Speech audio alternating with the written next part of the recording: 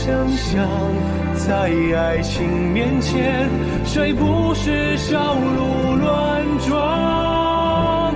经得起白露为霜，受得住烈日灼伤，想微醺时光，与爱的人分享。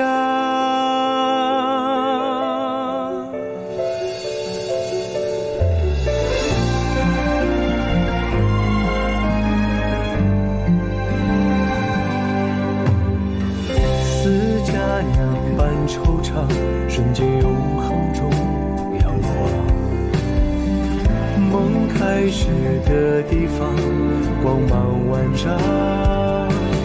逃得过月色微凉，逃不过心慌边疆。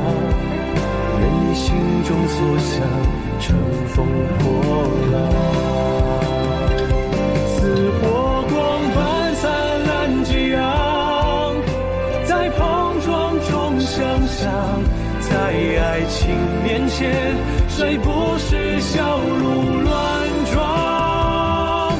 经得起白露为霜，受得住烈日灼伤，将微醺时光与爱的人分享。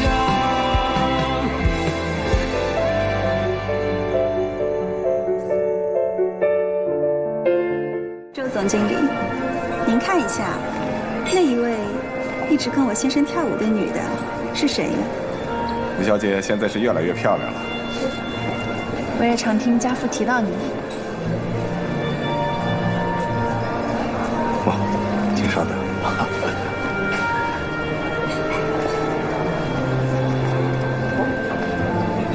任老板，哎，不在意让我跟丽子小姐共舞一曲吧？当然可以。好，您夫人在那边等着你呢。吴小姐，是别。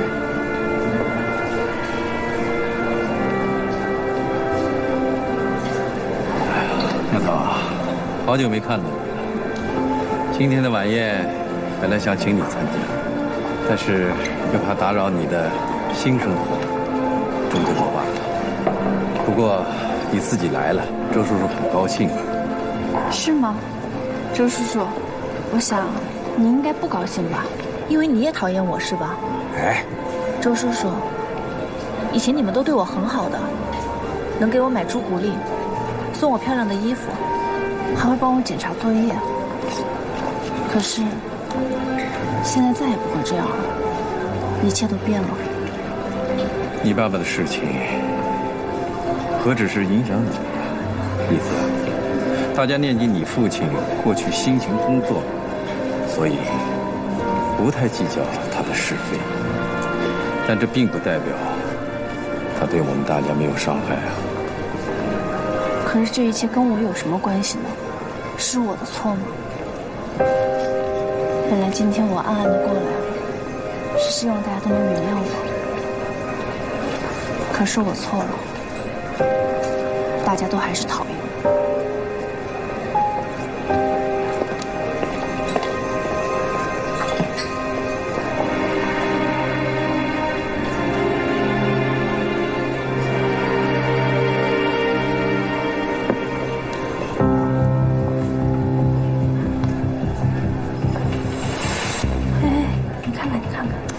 贪杯成这样，更可恶的是，今晚有他这样折腾，还有哪个老板会买户主一份股票？就是，他可真不行。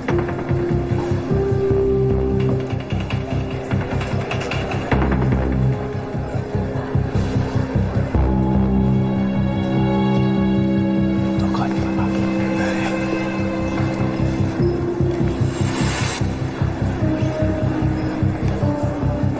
您好。您是巨文皮革厂的施厂长是吗？您好，我是丽子小姐，你到底想干什么？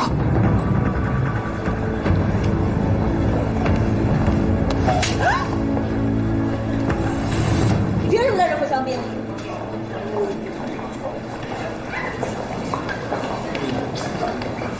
我不认识你，我也不认识你，但我刚刚知道。你就是吴知福的女儿，吴知府中饱私囊，畏罪自杀。户储银行的农业贷款就是因为他才会突然中断。我家乡父老被逼得跳河自尽，这都是吴知府造的孽。你作为他的女儿，不忏悔赎罪，还在这饮酒作乐，真是恬不知耻。李子，走。户储银行的农业贷款，在江浙两地42个乡村惠及600余户农民，这一点是吴知福先生力排众议所做的创举。我相信在座无人不知，无人不晓。而为何农业贷款中断，我也相信在座的各位心中自有答案。我们走。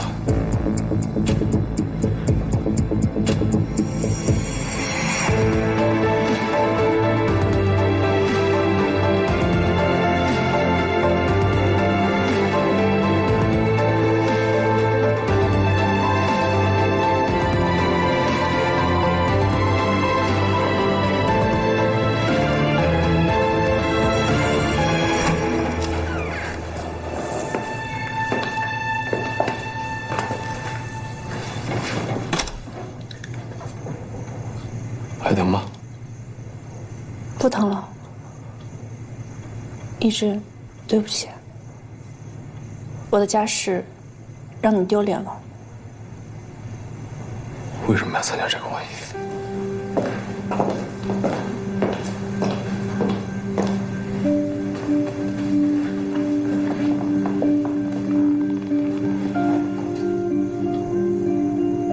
是因为你的父亲。你明明知道你要面对什么，但是你还是愿意忍受。而我之所以愿意和你一起去，是因为我做了同样的准备。丽子，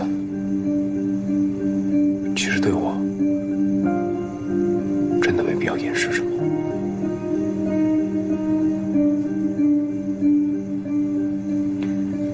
户储银行农业贷款的事情你怎么知道？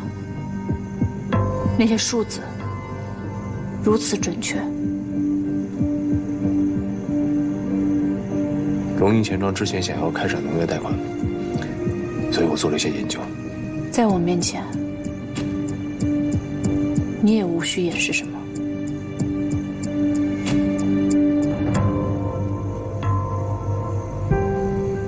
赵文全，你过来。你先回家，我不送你了。嗯。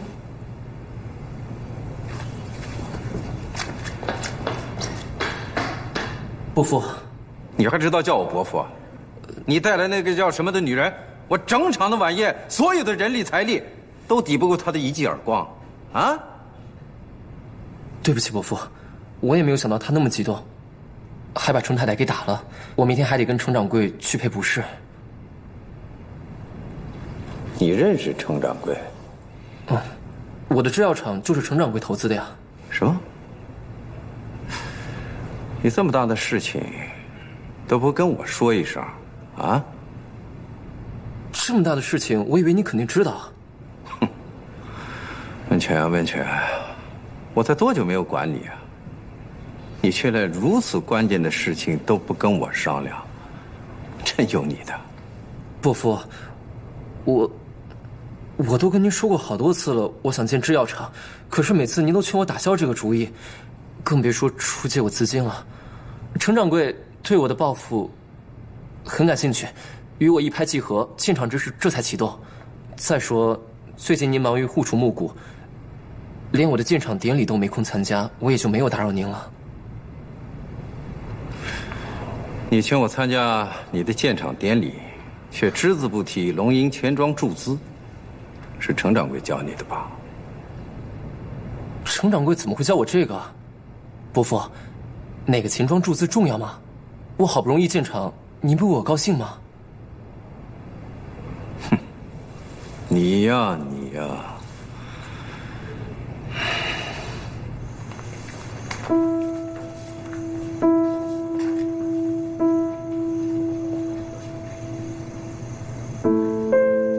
我之所以了解户储银行的农业贷款，是因为看了这个。哪儿来的？陆教授，他希望我变得更了解你，更了解我。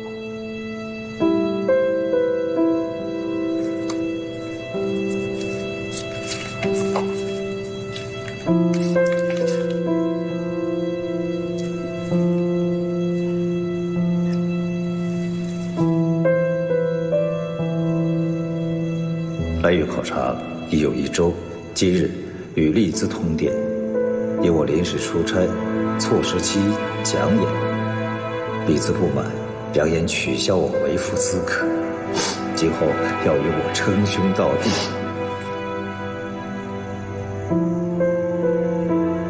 我们结婚那天，你放言说你自己不再是吴师傅的女儿，你要摆脱过去。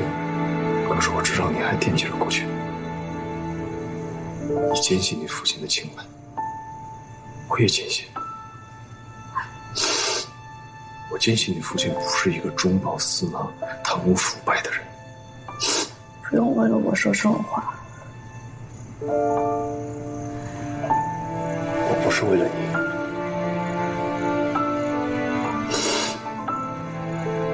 而是你和你父亲真的很像。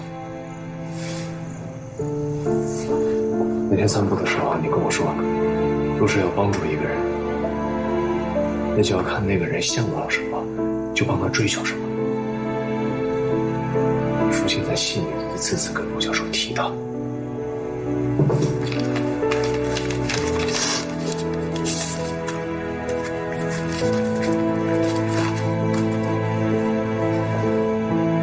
想来资本的最大公理不是经营财富，而是支持有识之士追求理想，实现抱负。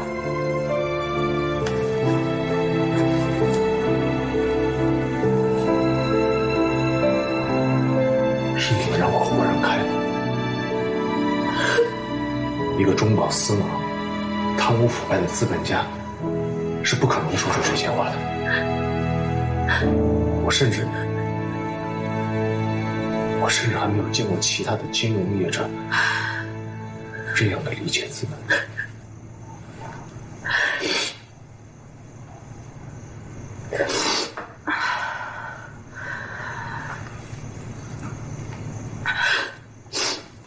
看来陆教授把信给你，他给对了。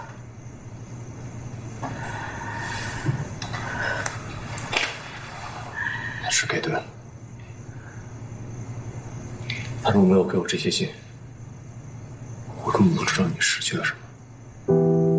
你失去了胸襟那么开阔的父亲，脾气那么和善的母亲，你失去了你的家。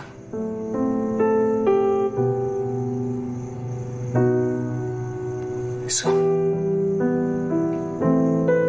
让我给你一个家。虽然我不知道这能不能替代你失去的过去，但起码能弥补。给我一次机会吧，好吗？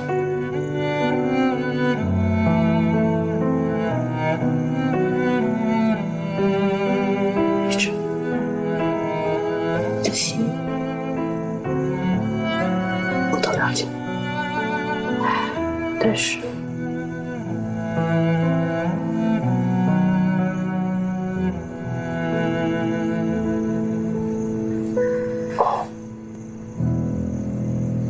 对不起，对不起，是我心急了。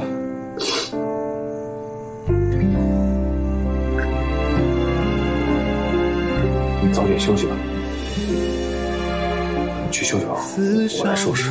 般青涩，在繁华世界游荡，时间不曾改变他的模样，似溪水般清澈荡漾，永恒的无常中流浪，在钻石面前，谁不会心神荡漾？似佳酿般惆怅，瞬间永恒中摇晃。梦开始的地方，光芒万丈，逃得过月色微凉，逃不过星光点将，任你心中所想，乘风破浪。似火光般灿烂激昂，在碰撞中想象，在爱情面前，谁不是小鹿乱撞？经得起白露为霜，受得住烈日灼伤，想微醺时光，与爱的人分享。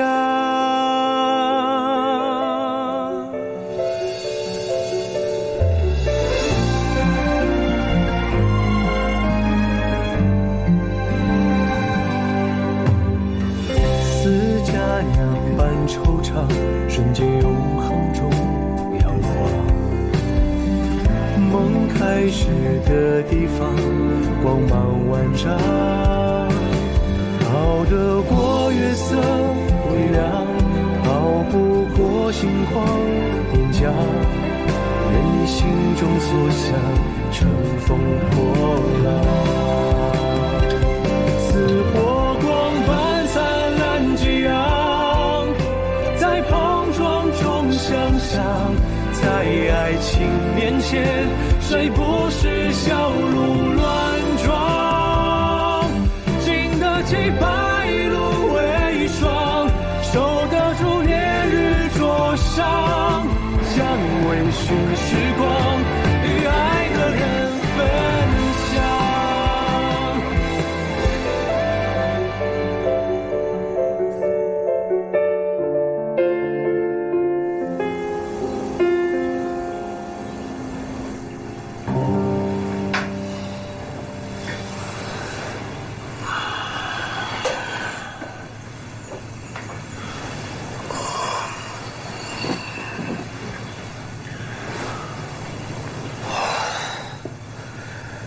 李斯，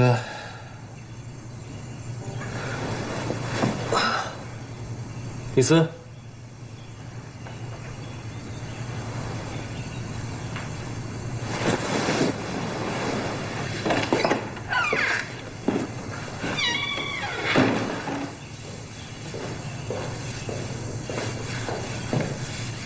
老爷早上好。哦，看到太太了吗？太太不在屋里休息吗？阿贵，早上看到太太出门了吗？哦，老爷，我给你准备早餐吧。好。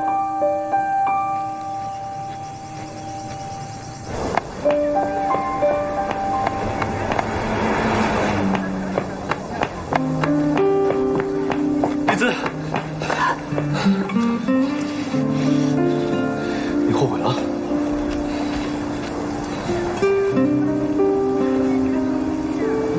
出去买个早点。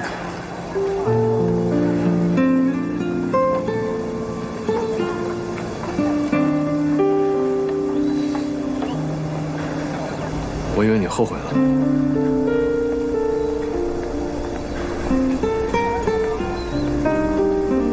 那我们一起去。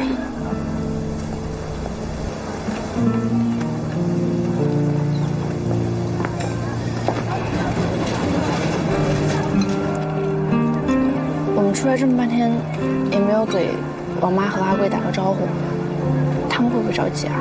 你出门那么早，也没跟我说一声，怎么不好好着急？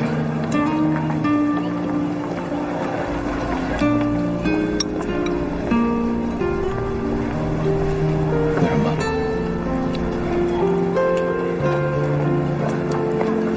你感觉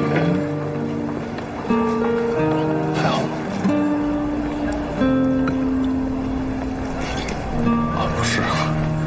我不是问你昨晚感觉，我是问你现在感觉好吗？吃你的馄饨。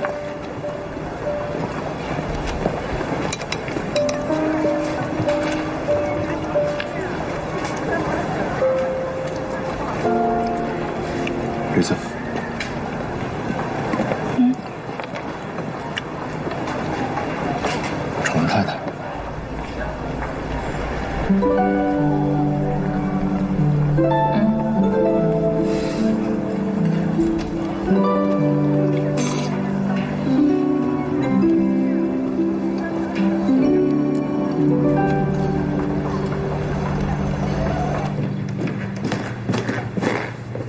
总经理，情况有变。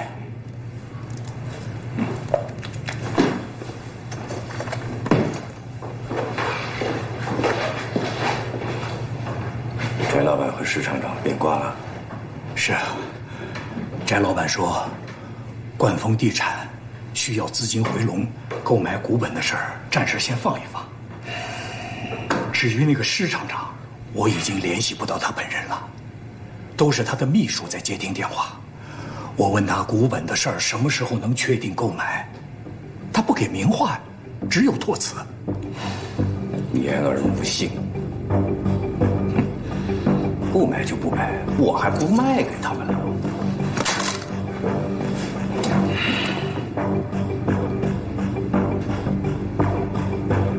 八成是吴丽姿搞的鬼。老焦，你去打听一下，弄清楚吴丽姿借的跳舞到底跟他们说了什么。是。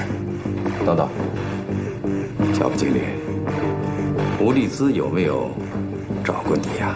没有。真没有？哎呀，周总经理啊，我现在已是您的人了，即便他找我，又有什么用呢？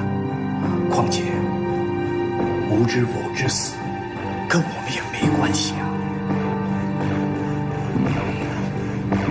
行，忙去吧。哎。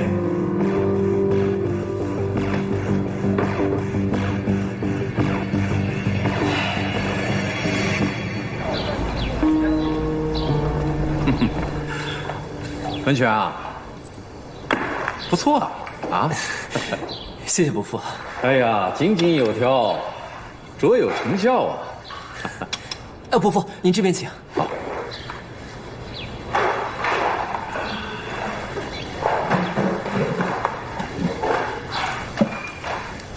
文泉，当初劝你打消建厂的主意，是伯父失策了。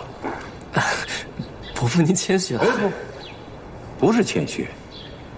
身为你的长辈，我理当及时弥补，全力助推你的事业。这样，从现在起，你跟龙吟钱庄的关系可以终止了。这个制药厂所需的资本，今后均由我们户储银行负责。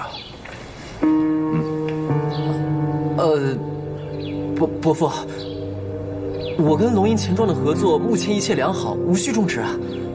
我知道伯父对我的支持，我心领了。但既然现在资本已经到位，我看就不用那么麻烦。我们这怎么是麻烦呢？这是最基本的伦常。我作为户储银行的总经理，不支持自己的亲侄儿，反而让你从别人手里去贷款，这合理吗？这叫别人怎么看我？怎么看户储银行？可是伯父，陈掌柜对我食于微时，现在工厂效益正佳，理应回报。我若此时突然终止合作，岂不是忘恩负义啊？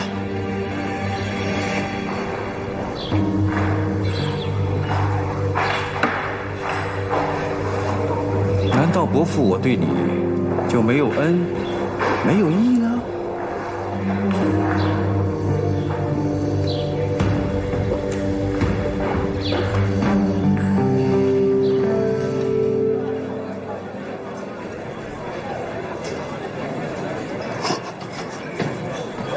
哪家账本啊？看得这么心花怒放的。这账目也不稀奇啊，是不是遇见什么喜事了？那你自己的活去。哎，这说来听听。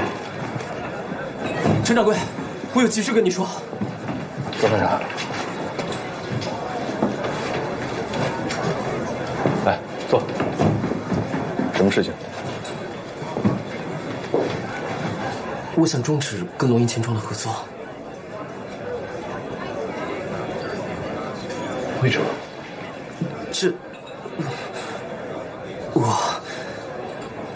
是发生了什么我不知道的事情，影响了工厂吗？让你感到不愉快了，还是？我伯父决定用户储银行来投资制药厂。我给你赔个不是，我知道不应该这样做，但我实在没有办法，程掌柜，对不起。等等，那看来这样，其实终止合作并非你的本意，对吗？那你为什么还要顺应你伯父的这种无理要求？程掌柜，是不是觉得我很窝囊？但我对伯父说不出忤逆的话，更做不出忤逆的事。我能有今天，全靠伯父照料我的生活。父亲费劳已久，家里为了给他治病，根本毫无积蓄，一直是由伯父承担我的学杂费用。没有伯父，我早就该辍学了，更别说考入沪海大学化学系，这我一技之长。明白。你尊重你的伯父，你敬爱他，所以你不忍让他的期许落空。其实，伯父对我的事业不如程掌柜这般看好，对我的理想也不像您这般理解。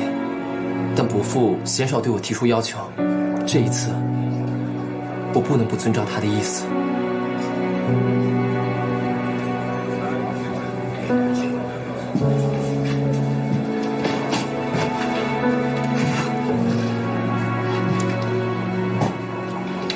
你的难处我理解，这一次是特殊情况，不准许你的行程。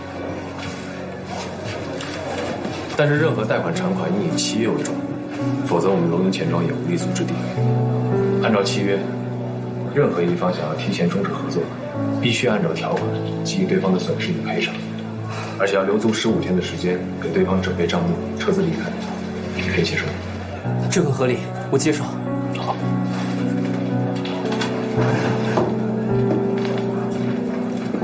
程掌柜，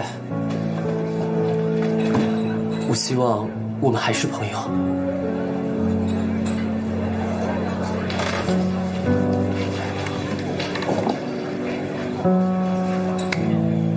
当然。都是大年，都是大年。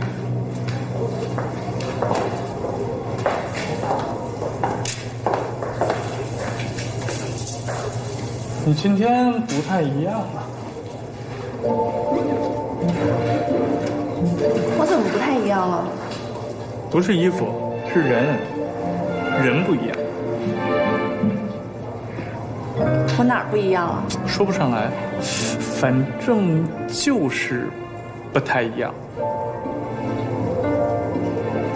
哎，好了，别扯闲篇了。你帮我打听了没有？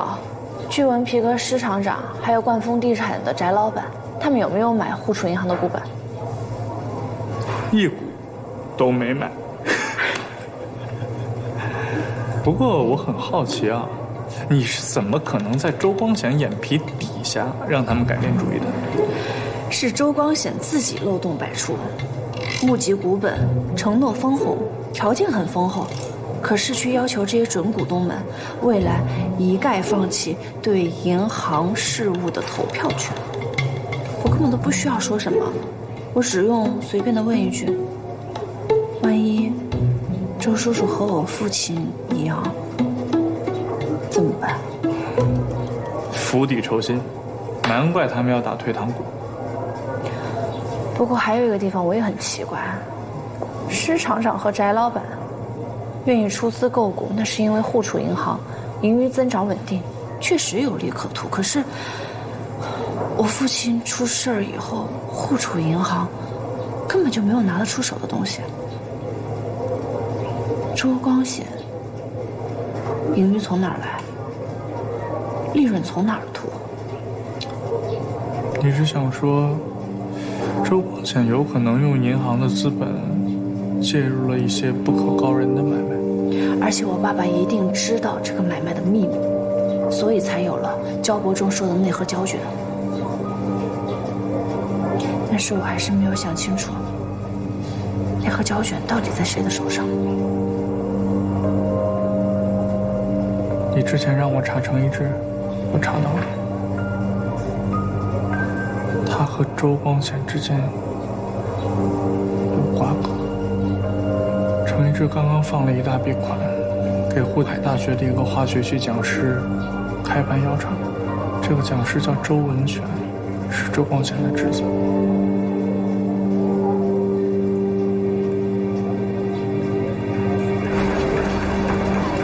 这沪楚银行不是明摆着抢劫吗？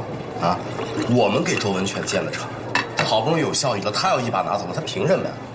就凭他是周文全的伯父，对他有养育之恩，那也是霸道，无耻。与其在这骂骂咧咧啊，你不如去好好想想，这周光显当总经理不是第一天吗？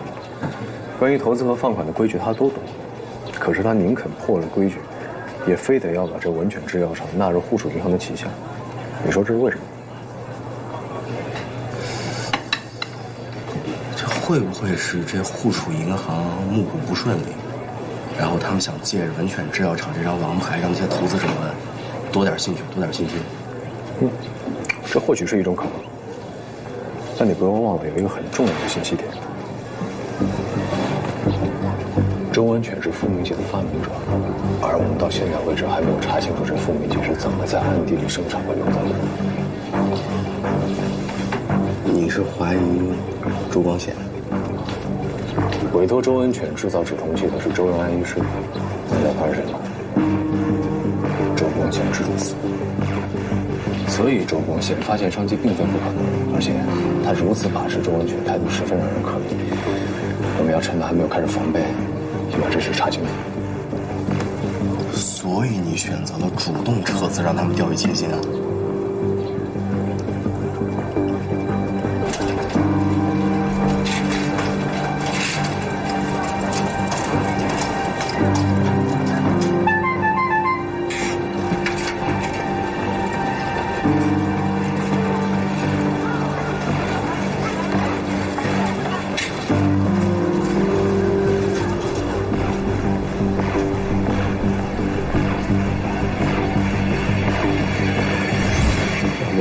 跟我走一趟吧。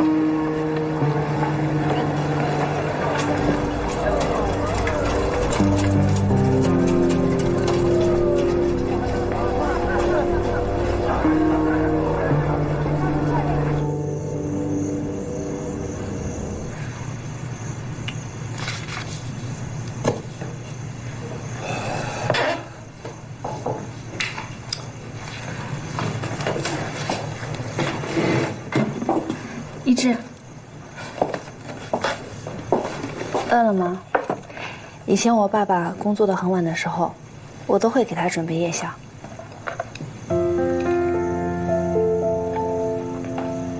你手怎么这么凉啊？要不要给你添件衣服？能请程太太给我披上。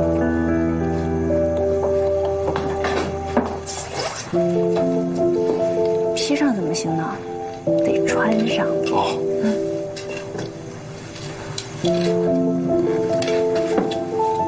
还得捂得严严实实的。哎呀，怎么了？眼睛好像进东西了。啊？我给你看看。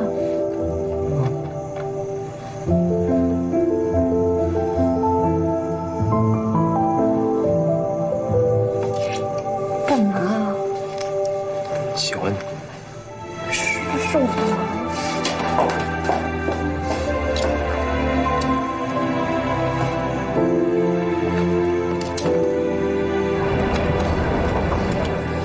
杨回来，把那贩子逮住了。据他交代说，是在卡德路可颂洋行后面拿货。我昨天去了，我蹲到夜里2点钟都没有汽车经过。还有，那贩子还说，这货款是交到编号4407的信箱里面。我昨天也派人去了，搁在里边的钞票一直没有人来拿。意料之中，各大帮派查了好几个月都没有查出对户主，足以见其谨慎警惕。现现在这每条线索都没有收获，这15天怕是不够啊。所以我们要改变思路，用倒推之法。如果现在已经确认周光显有贩毒的嫌疑，而且从中获利，那我们就需要想一想，户储银行一定会把贩毒的利润修整为合法合理的收入给股东们交代。我明白了，就像大老爷把必勋路的厂子的利益划进钱庄一样。外表裹得足够严严实实，但只要扒开外衣，就可以瞧见其中的名堂。您好，在下毛复新，天津华彩地毯厂财务，上海陈总经理的朋友。他介绍我来跟您请教一下这户储银行股本的事情。哎，这是我的名片。哦，焦国仲曾经在天津任职半年，所以他也一定会自诩与主通更多天津的商业，他可能会考虑。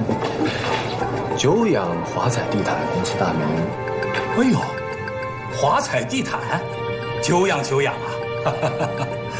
哎呀，你们最近和晚季羊毛公司还有合作吗？然后你先要假装故作惊讶，焦副经理还知道晚季羊毛公司，然后你再要假装深沉。哎，我们华彩地毯已经与晚季羊毛公司断交好几年了。您知道晚季羊毛？哎，当然知道了。哎，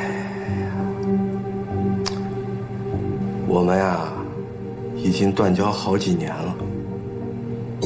这晚季羊毛依次充好，早已不是当时那个深圳华北的地毯公司了。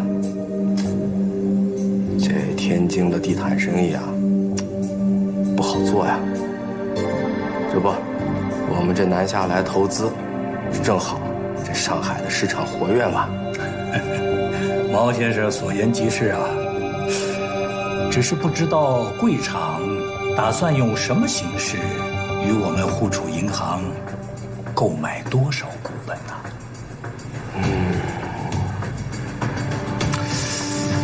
这个嘛，这就得看，贵银行的利润了。啊，我们毕竟是天津来的，这边也人生地不熟。这若是焦副经理能够开放一些账目，哎呀，毛先生，我明白你的意思了，您是希望我们开放一些账目文件？哎，这个就得请毛先生见谅了。我们户储银行所有账目的文件都必须通过董事会集体决议，才能对外公布啊。所以您这个要求，哦，不过有一点我可以向毛先生保证，我们户储银行的利润是相当丰厚的，绝对不会辜负贵厂的期望。焦副经理啊，你这就让我有些为难了。我这次啊来得匆忙，这明天就要离户了。我这要是一点消息都带不回去，怕是没法跟上面交代啊。焦副经理，要不您好歹让我看看这户储银行究竟有哪些放款，大体有哪些利润，我这回去也好交差，不是吗？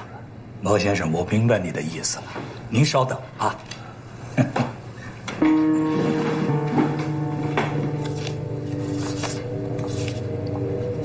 毛先生，您请过目。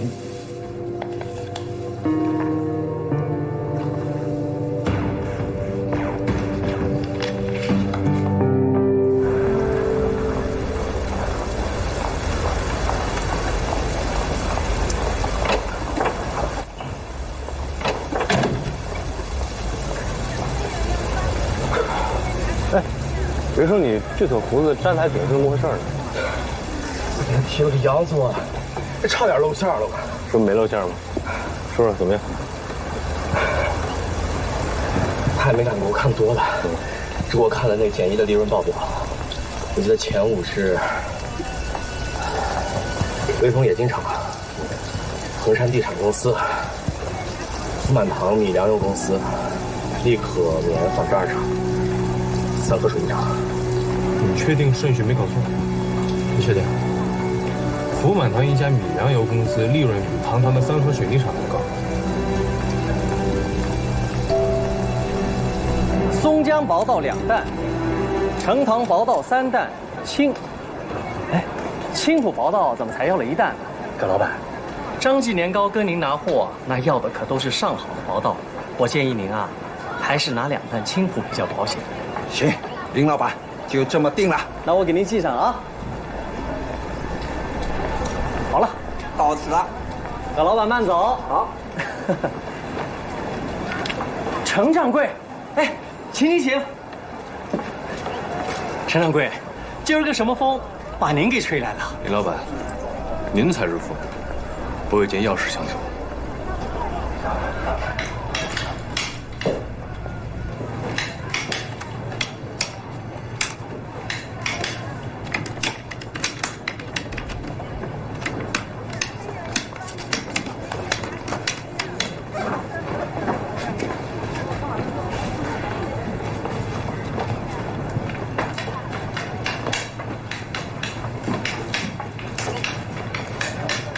请问你们这儿无锡白金什么价格啊？我想订个20担应个急。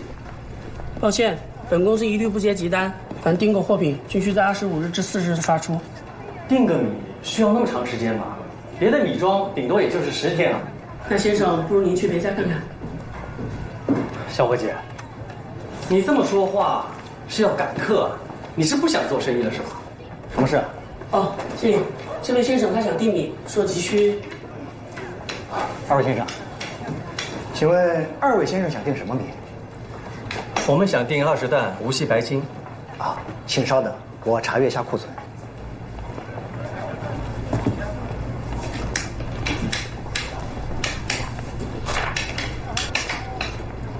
抱歉，无锡白金无库存。同里白金呢？同里白金总有吧？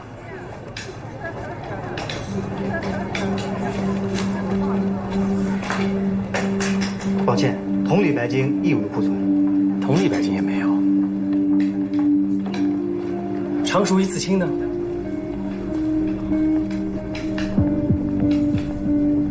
抱歉，无库存。怎么都没有库存呢？我们福满堂进货讲究精益求精，从无滞销，供不应求，库存短缺也是常见现象。就算旁的都没有，北浦白金总该有了吧？抱歉，无库存。陈掌柜，咱们走吧。多谢。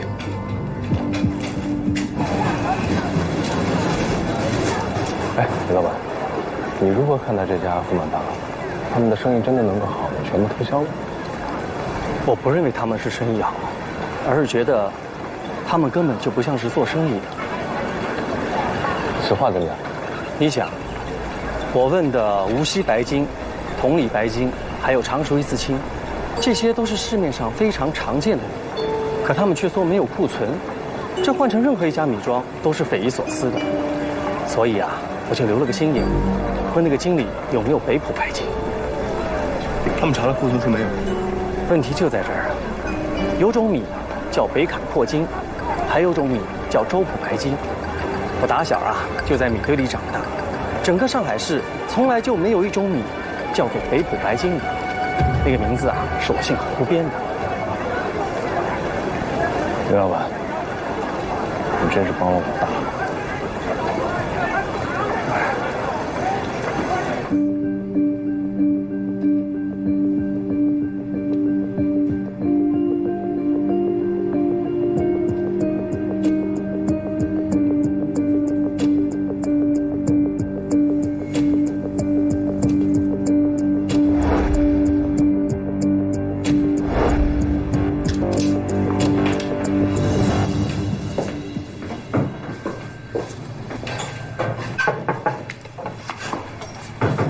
励志，热水烧好了，快去泡个澡。好，可以为先人搓背吗？开个玩笑。快去啊！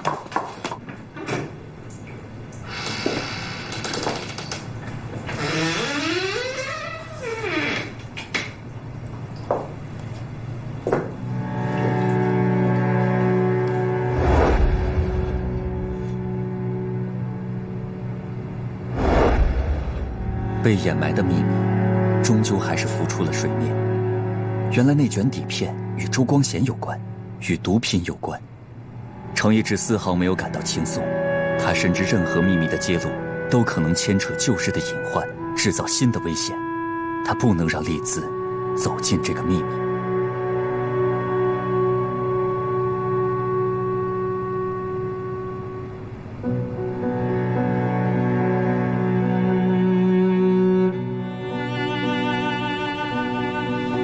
怎么了？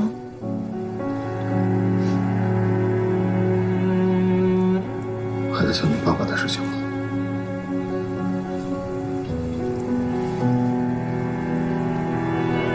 丽子，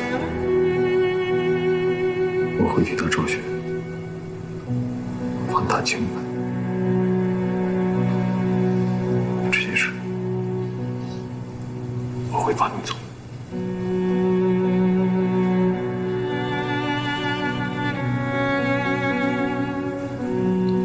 怎么说起这个了？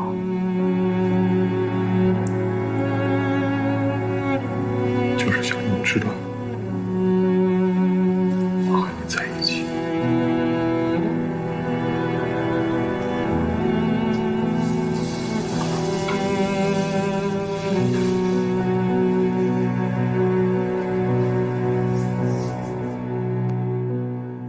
程掌柜今天来，一定是为了犬只开制药厂之事。此事的确是有些冒昧，但我愿意按照契约所述，赔付龙吟钱庄损失。希望咱们两家不要伤了和气。啊，周总经理，您的职业素养果然是名不虚传。只是我今天来呢，并非打算把文犬制药厂拱手让给您。窃取侄儿的止痛口服剂配方，私制毒品复命剂，您这个伯父不简单。程掌柜，你在说什么？什么配方？什么复命剂？周总经理，我没空在这儿和你虚与委蛇。难道您自己心里不清楚，您利用福满堂米粮油公司清洗的利润还少吗？就算您还不承认，那我可以去通知工部局的理查逊税官，对于这家福满堂米粮油公司进行审查。他一定会很好奇，一家米粮油公司如何能做到闷声发大财，而且居然在发财之后，有很多的税款没有交。程掌柜，你是不是小看了我在公共租界的话语权？工部局的理查逊税官，你对他会比我对他更熟吗？周总经理，你得罪的可不只是公共租界哦。复命剂严重的挤压鸦片市场，各大帮派对于复命剂背后的主谋早就已经忍无可忍。而您的身份一旦暴露，后果不难设想了。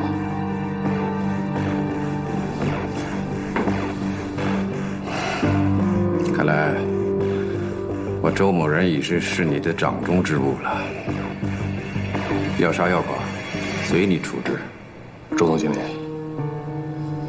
我并不打算将您与复命剂的渊源告知第三者，包括您的侄儿周文全。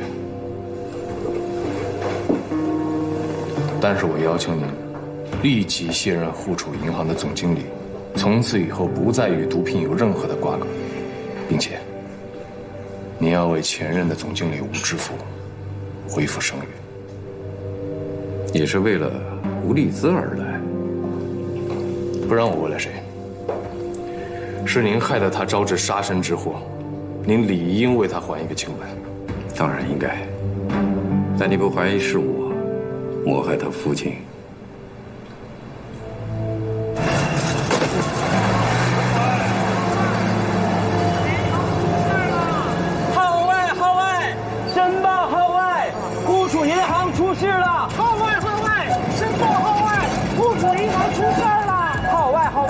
银行出大事了！看看这个大新闻，申报号外，户储银行出事了！谋害他父亲，哼，你不敢。一个大银行的总经理突然暴毙身亡，引发储户挤兑，导致股东撤资，这对您的灰色勾当毫无益处，你也承担不起这个结果。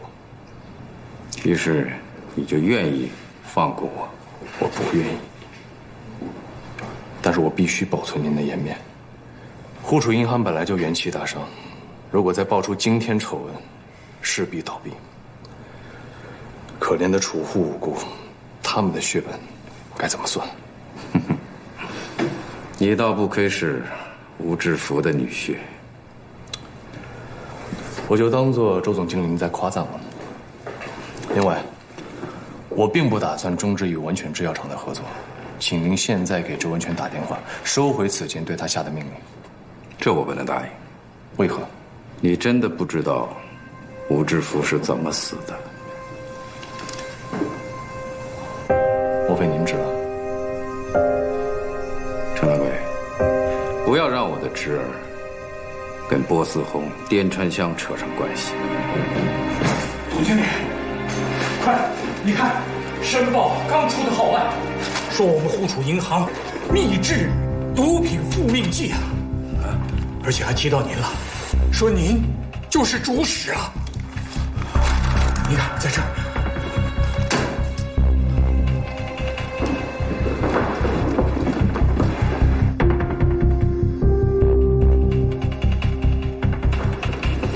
小贝怎么了？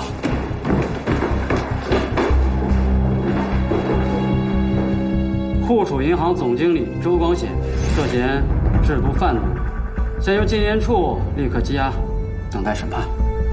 请跟我们走一趟吧。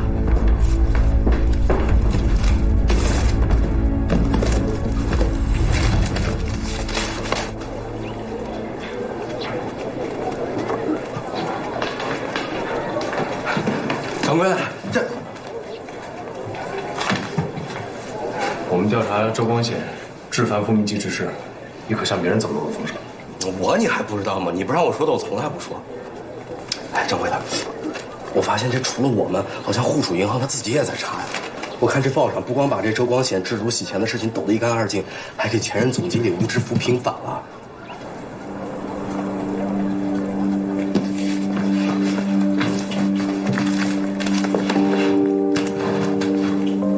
你这是干嘛呀？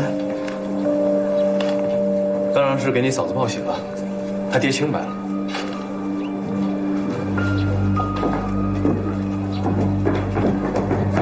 是，这嫂子知道了一定高兴。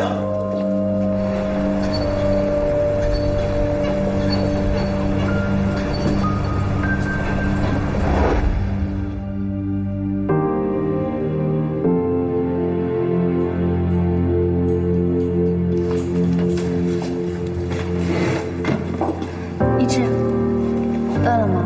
以前我爸爸工作到很晚的时候，我都会给他准备夜宵。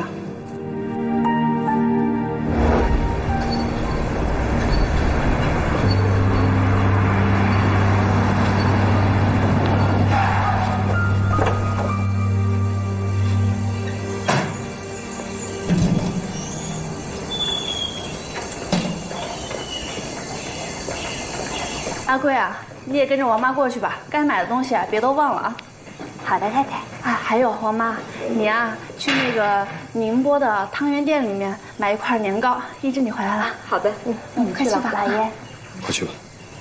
这么早就回来了，你是不是看申报了？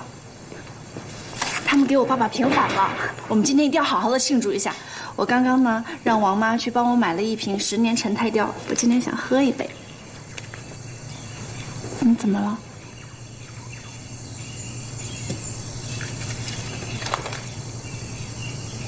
你打算装到什么时候？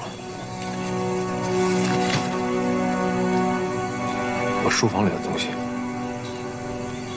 是不是你动了？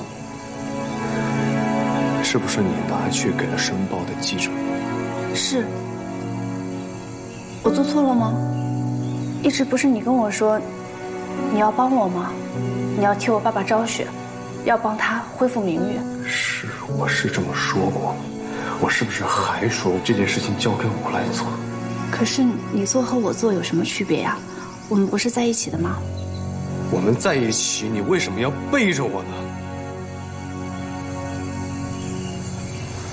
好了，一志，我知道我错了，以后呢，我不这样了。什么事情我都提前告诉你，好不好？不要再跟我生气了，好吗？李斯，你把我当什么了？你是搞错工具啊！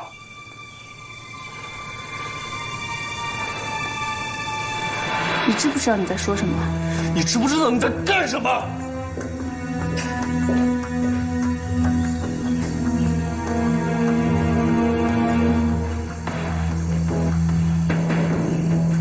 程医师，如果你要这么说的话，那就不要怪我不客气了。你刚才口口声声说都是真心对我的，那你为什么什么都没有做？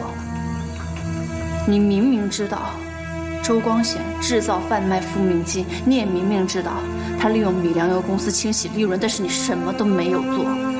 我每天都在等你圣旨，哪怕你有一点点的动静，可是你什么都没有做。在做，我正准备做，以我自己的方式，而不是像你那样粗暴鲁莽。你让申报发表号外，只会让户主银行万劫不复。户主银行可是你父亲的心血。我爸爸死的那一天，户主银行就跟着死了，挂金融之名，行犯罪之实。这样的银行，活该万劫不复。程医师，不要拿它当借口。你自己心里清楚，你为什么包庇周光显？我包庇周光显？你刚给周恩全讲师放了巨款，盖了药厂，你怎么可能会在这个时候拉他的伯父下马呀？你不会的。你选择做这样的一个恶人，对你来说损失太惨重了。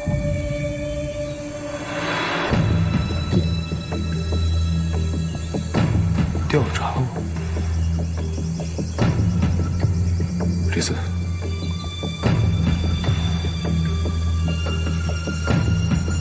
你不信任我，回答我。如果刚才你不对我兴师问罪，我会相信你。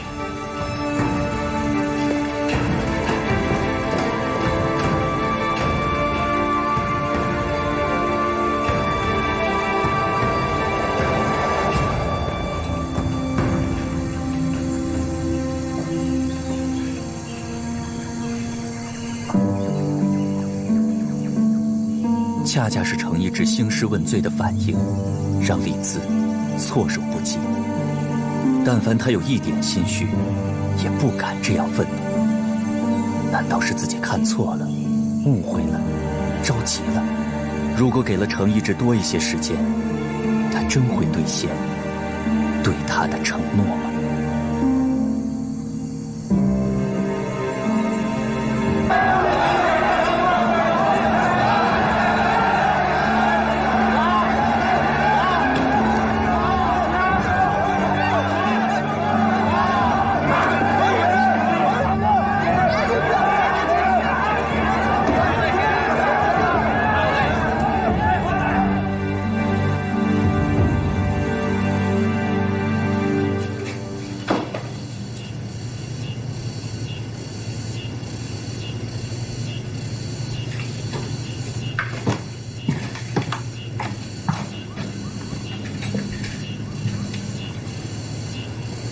黄老板，怎么是您啊？我黄某能当选总商会会董，全得益于您冯秘书。今天在此，特地向你致谢。那也不需要假借程一志的名义吧？哈哈，人贵有自知之明。若黄某今天以自己的名义邀请您，冯秘书未必肯来。不过，作为程一志的长辈，我代他先跟您赔个不是。黄老板，此话何意啊？你冯秘书素不与我往来，却能鼎力支持，可足见您对程一之的赏识。程一之这孩子年纪轻，经验尚浅，也涉世未深，他恐怕根本不知道您对他的赏识价值几何，甚至根本不清楚这赏识当涌泉相报。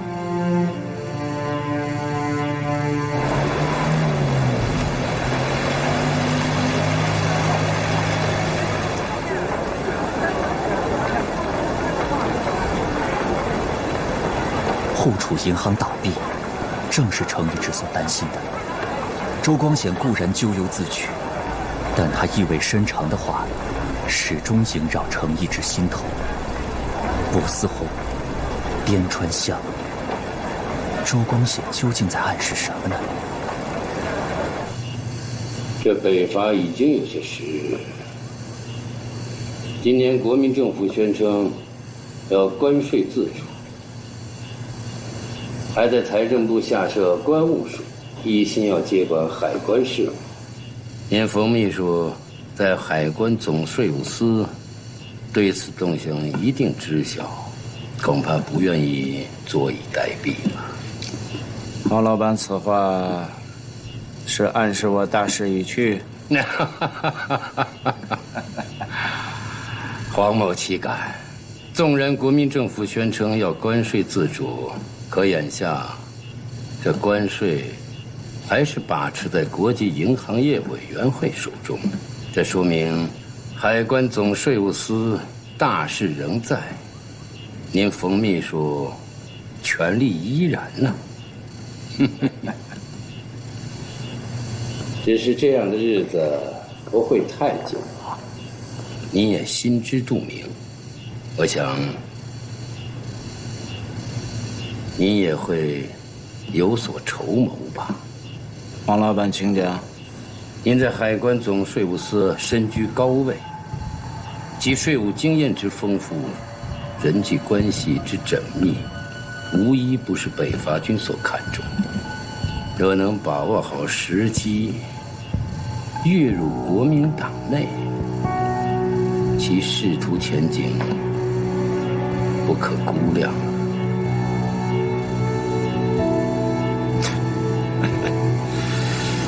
怎么，黄老板，这是要替程一之还我人情了？我与程一之亲同父子，他关照不到的地方，我黄某自然要给他补齐。我们一起为冯秘书效劳，其效果岂不更佳？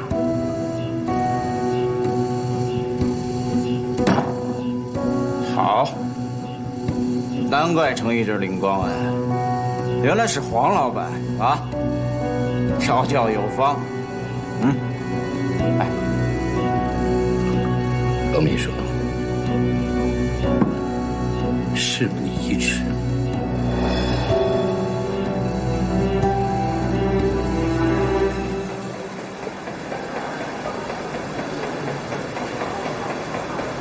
周厂长，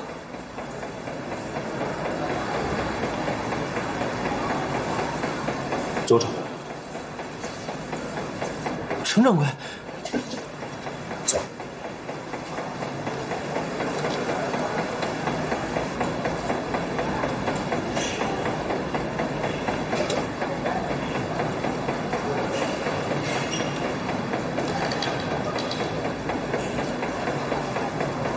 伯父的事情，心里很难受吧？都是我害了他。伯父一手栽培我，希望我学商科，但我一意孤行念了化学，现在又因为造了止痛剂，给他招来横祸，都是我害了他。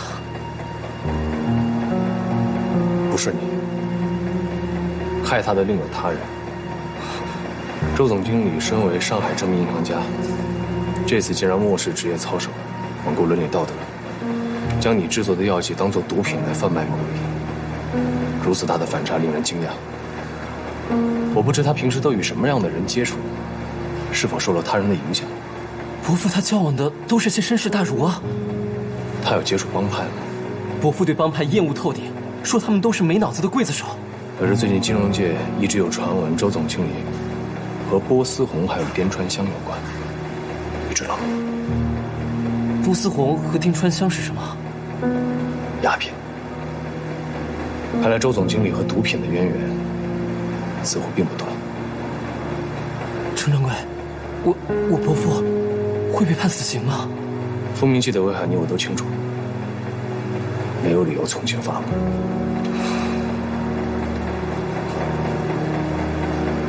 周厂长，我理解你现在的感受，但是我现在更关心的是文犬制药厂的资金该怎么办。伯父终于肯支持我的理想，还让户储银行给我放款。虽说叫我措手不及，但我心里总归有些安慰。没想到现在却成了这样。文犬制药厂与户储银行的合作尚未展开，与龙吟钱庄终止合作的契约也尚未生效。陈掌柜，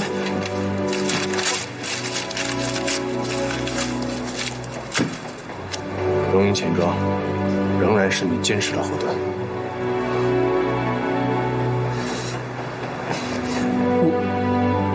我都放弃你了，你却还肯收容我。欢迎回家。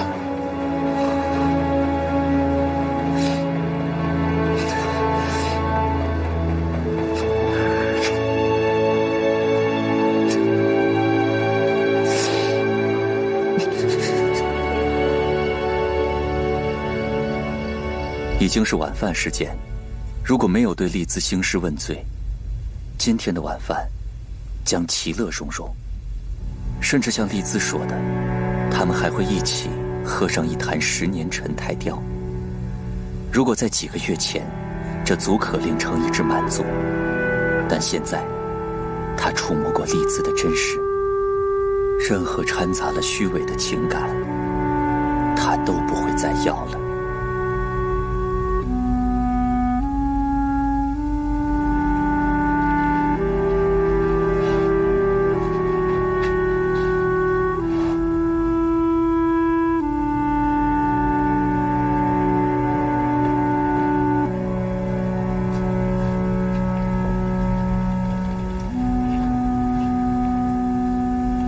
掌柜呢？想人呢？这是我们静安分号同仁一起送给嫂子的，打开看看。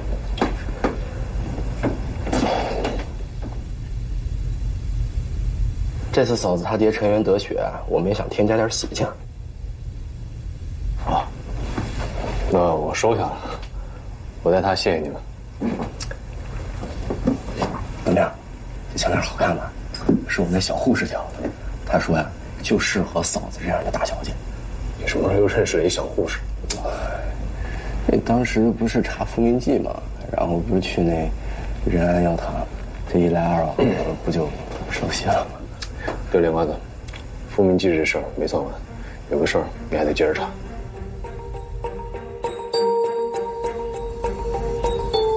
老板，大boss有的卖吗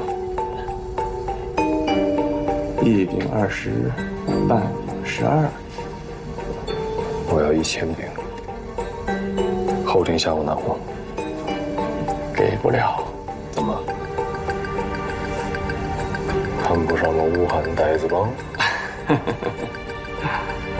呆子帮的名称，我当然听过。这个大boss也不是能随便卖的。把这波从找过来。这1000饼可不是小数目啊！每天市面上卖的何止几万饼，什么大boss、小boss、土boss、洋boss，他们管得过来吗？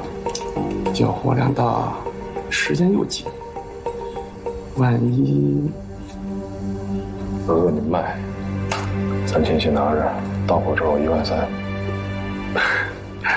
好说，好说。恭喜丽兹小姐大仇得报。打扰一下。哦。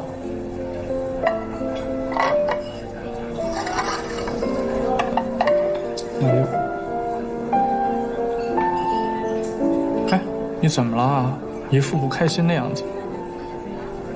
他回来拿报纸跟我对峙。嗨，你就哄哄他吧。他是真的生气了。明明就是他，有情报都不拿出来共享，还有脸生气。我在想，我是不是误会他了？如果我不披露给申报，他会不会有更好的解决办法？那你们俩现在是冷战？何必呢？好好谈谈吧啊！你看啊，现在周光显呢已经落网。帮我找到周光显。啊？禁烟处羁押了周光显，但是把他转移到了一个密闭的地方。我需要知道那个地方，我要见到周光显。丽丝，周光显现在就是丧家之犬，他已经没有还手之力了，有什么必要再见他一下？你该不会是想亲手？查理，你是聪明人，难道你真的认为是周光显杀了我父亲吗？富储银行资本紧张，是总经理身亡暴毙必然的结果。周光显一定能预料到，但他还在努力地收拾局面，四处筹集资金。这就说明我父亲的死，他并不想看到。他四处筹集资金找钱，很有可能只是为了扩大制毒规模，谋取暴利。这也是蹊跷。周光显如果真的想要谋取暴利，为什么要选择制毒贩毒？鸦片利益向来就是为帮派所看重的，外人掺和进来，很容易造成杀身之祸。这不是一门好做的生意。周光显能走上这条路，一定是有高人在牵引。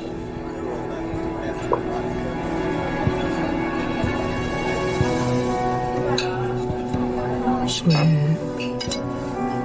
你的意思是说，这个高人才是真正的凶手？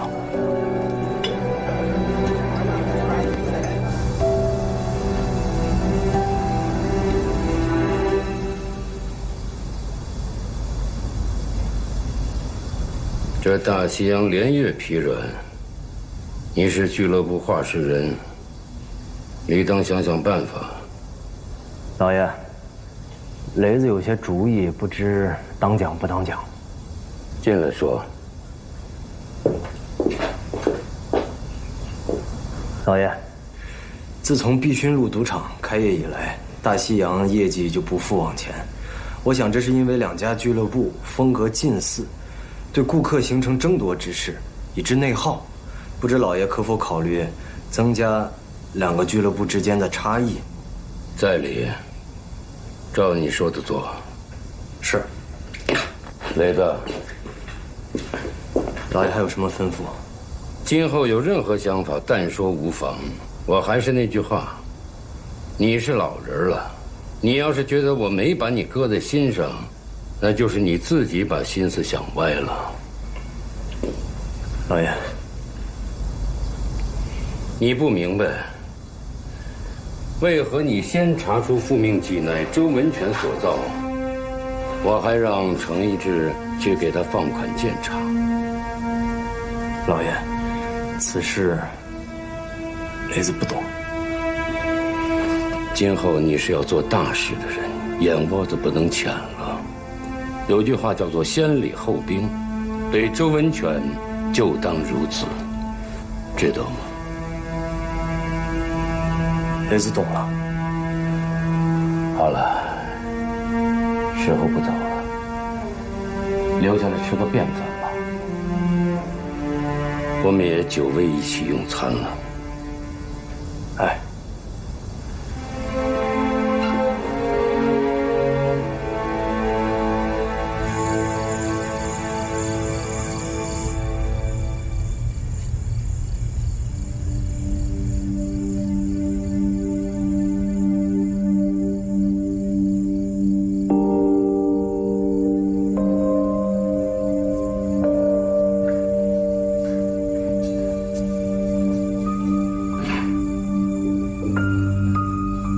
老爷太太，这个汤要趁热喝啊。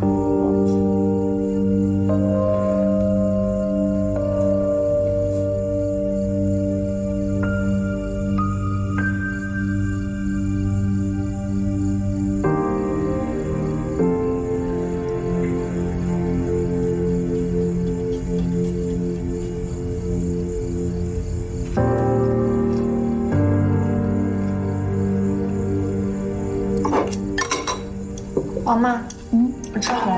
啊。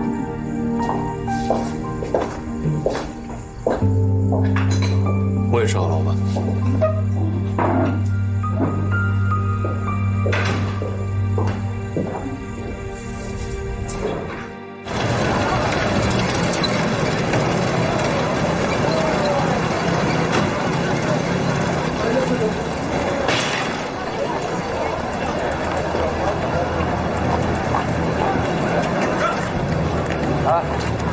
你们先回去，我去找老板。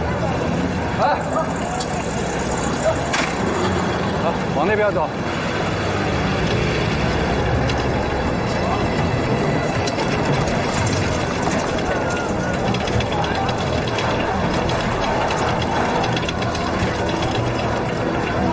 各位街坊邻居，到年边了，家里有困难揭不开锅的，都不用害怕。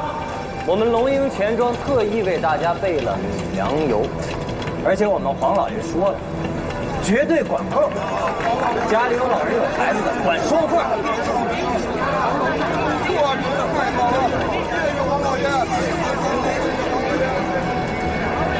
慢点，慢点，慢一点。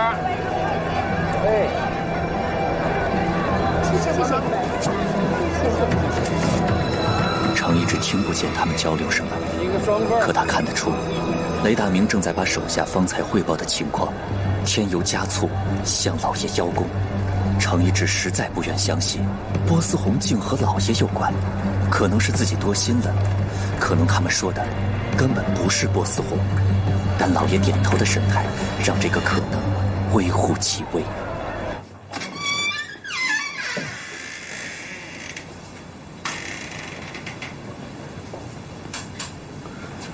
王妈，哎，老爷啊，王妈，太太去哪儿了？太太刚才打电话说和宋太太他们在一品乡搓麻将，宋太太不让她走，估计要打到后半夜了。好，王妈你去休息吧。哎，好。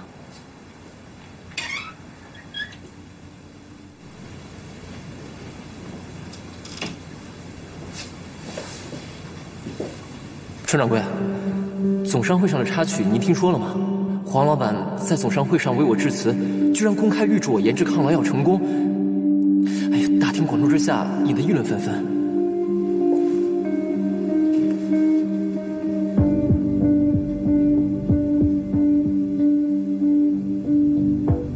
这个极易忽视的细节，让程一之脊背发冷，毛骨悚然。他突然有了恐怖的猜想：老爷根本不打算与周文全交朋友。即便恩准为周文全放款设厂，也根本不是为了制药。周文全仍在危险之中。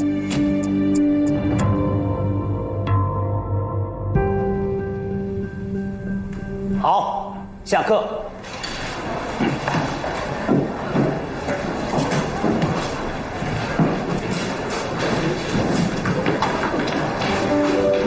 议事。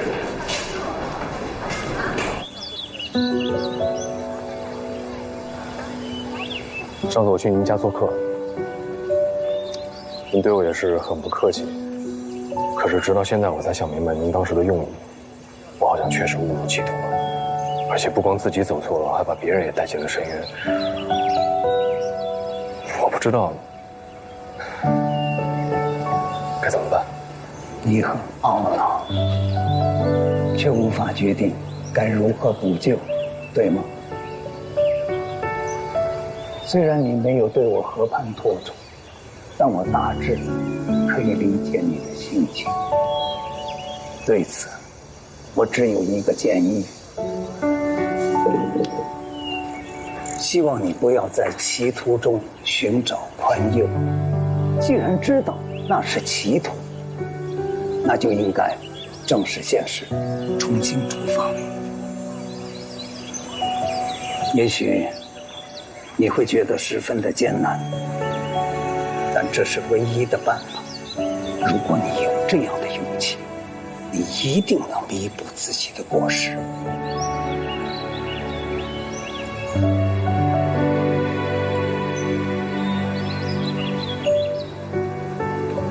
明白。周厂长，如果现在要整理药厂的全部账目文件，大概需要多久？整理账目？温泉制药厂必须尽快交割与龙吟钱庄的全部债务。不过你放心，我会找其他机构继续为你放款。程掌柜，是不是我在实验方面投入的利润太多了？可我们现在已经初步具有抗菌效果了。周厂长，我把药厂挪出龙吟钱庄，绝不是因为药厂的人口不妥。这决定背后的原因，我现在实在是不方便告诉你。但请你相信我，我做这个决定绝对是为了你好，也是为了药厂好。所以你尽快审一下这个合同。我希望你。兰姐要你立刻回公馆，大老爷中枪了。周厂长，那尽快。好，走。老爷，多他的你！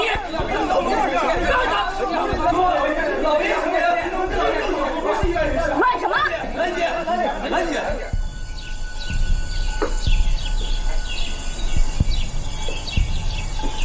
现在吵吵，早干嘛去了？我要跟老爷报仇！站住！我让你去了吗？兰姐，老爷怎么样了？都给我听好了，老爷的伤不大碍，但是需要静养几天。这段日子，你们各自办好自己的差，爪子给我放亮了，嘴给我闭紧了。老爷受伤这事儿，不能走漏风声。要是谁给我办砸了，别怪我廖兰不客气。是，兰姐。散了。太太，程掌柜夫妇来了。兰姐，快进来。老爷在屋里。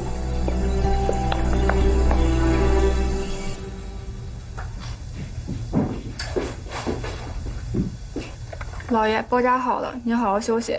下去吧。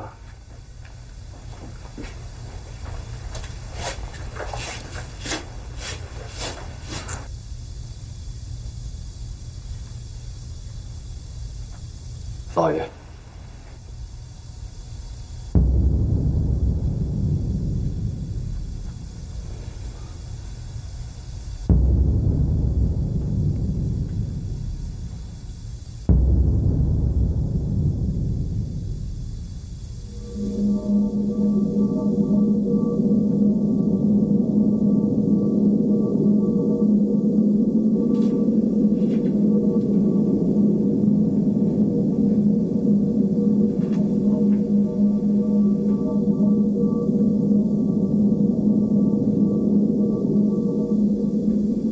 老爷，老爷，让我把那罗仁谷宰了。罗将军，罗将军，他他妈就是个疯子！老爷，给我3天时间，我一定亲手宰了他。不出3天，你就让别人给宰了。把枪放下。老爷，罗将军为何对您动手？你他妈还叫他罗将军？罗将军从属直系，帐下的仪中商社口碑极好。罗将军并非无能无礼之人，做出如此激烈之行为，不知是否存在什么误会？程一之，你说的什么话？感情到罗仁谷是什么好鸟了？既有我不便探听之事，老爷恕我回避。一之。